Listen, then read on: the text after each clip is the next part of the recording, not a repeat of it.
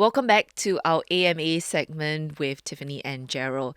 Now, sometimes when we end this podcast, we will ask you to write back and tell us how things are going. So Gary wrote back after we did our Why is HR Ghosting Me After an Interview episode.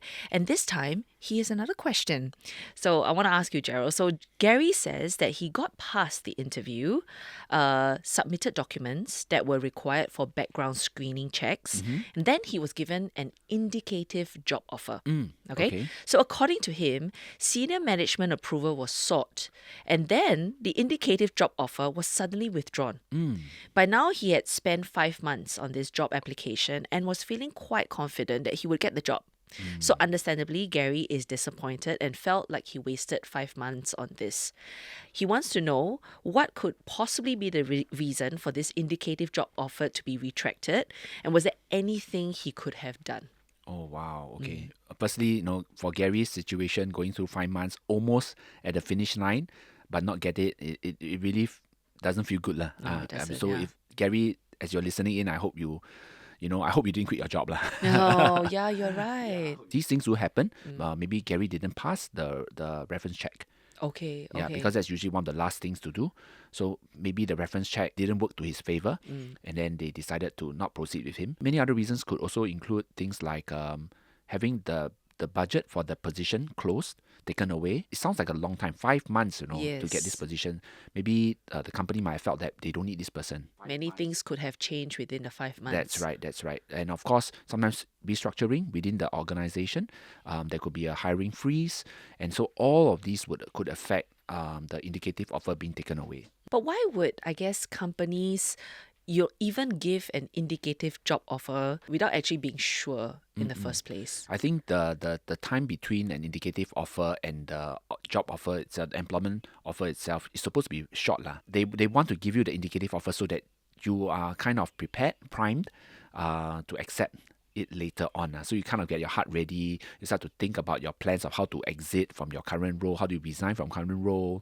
I think they want to do all of these things to get you prepared. But like I said, it's very unfortunate again. Yeah. Most of the time, I would say indicative offers, they do come true. They do follow up, happen and materialize into concrete job offers.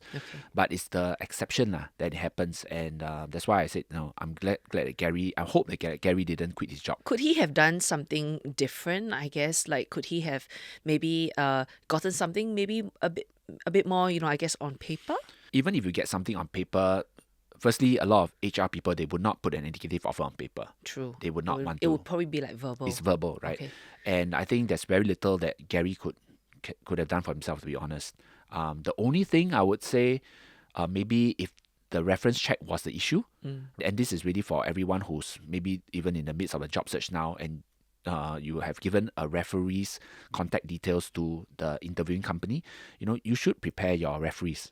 Okay. You should contact them and tell them that someone's going to be calling you, and I applied for this job. Maybe you could say something for me. Okay. Sometimes we don't prepare our referees, then they may not answer the phone, they may not reply to the email, or they score own goal for you. Yeah, correct. So this is where preparing your referees is pretty important.